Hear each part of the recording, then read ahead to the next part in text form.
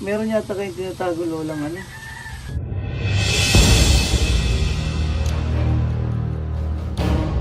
Walay ng anak ninyo. Opo. Hindi ko na kasi po kayang alaga.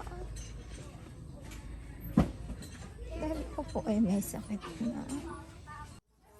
Dahil ako nga po hindi na makapag-anak po, yung mga anak ko na lang po. Mga anak mo na lang. Mga anak ko na lang po. Sila po ay napipilitan na po maghanap buhay po. Maraming salamat po sa inyo. Madami. Mas puso po ako nagpapasalamat po.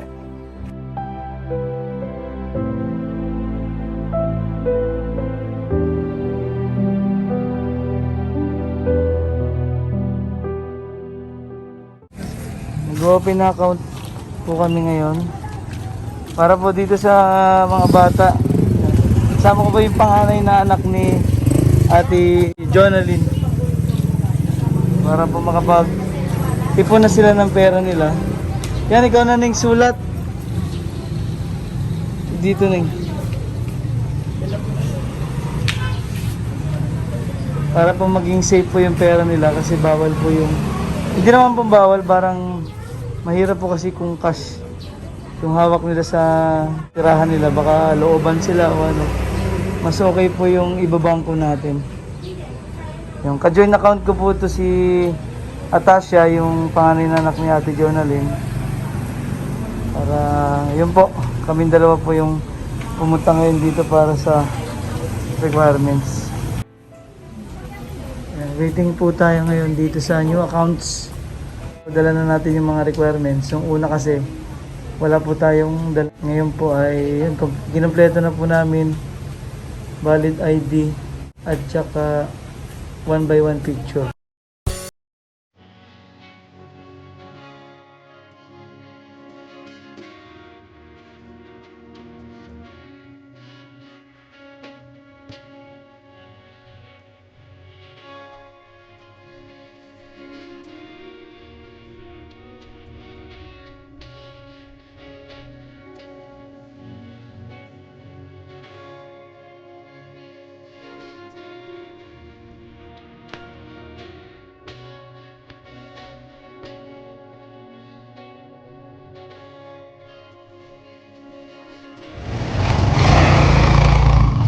Kaya tingnan po natin.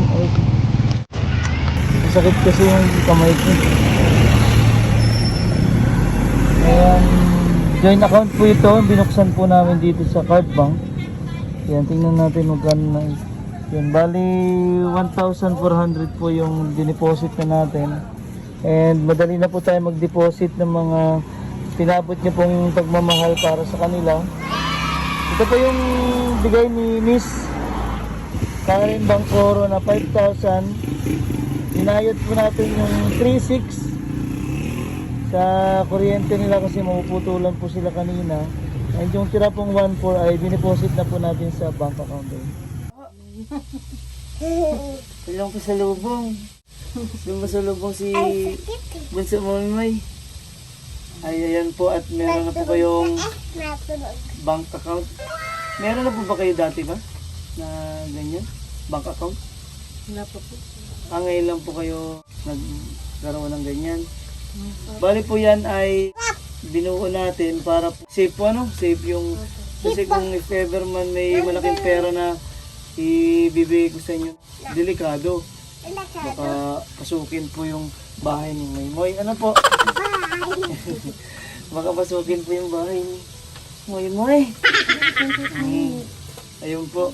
Bali magka-join po kami ni Ate Tasha para po pag mag-withdraw siya, alam po natin yung pagkagagastusan ni Lola.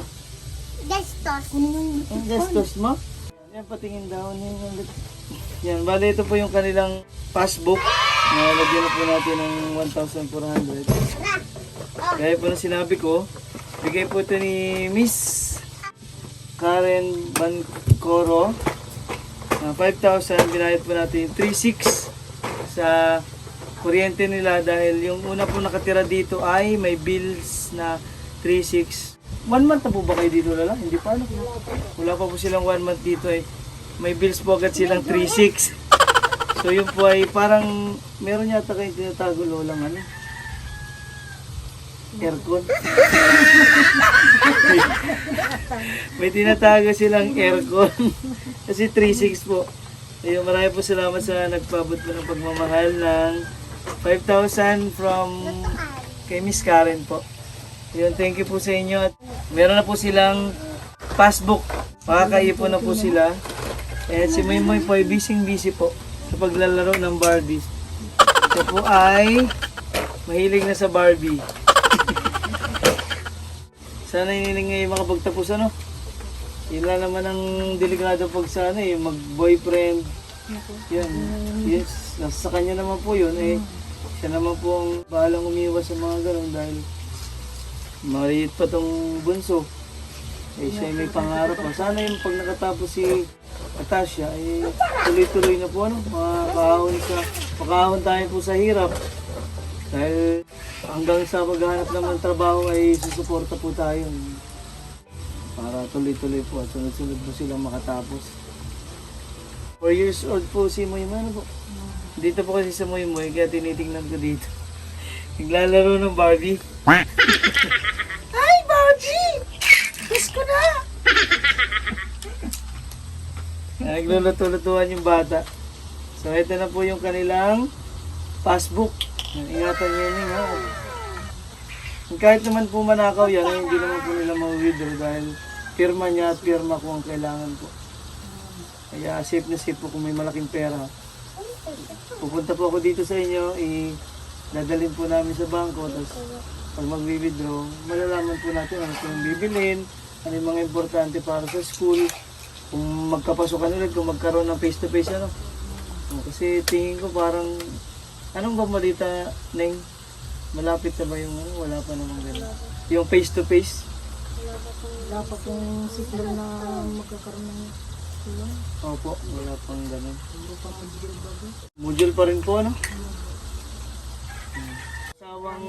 Salamat sa inyo sa pagtulong sa amin. Sana nga po tuloy-tuloy ang pag-suporta sa amin. Talagang wala kaming hanap buhay po. Salamat sa inyo. Salamat po sa lahat ng tumutulong sa amin. Salamat po sa inyo.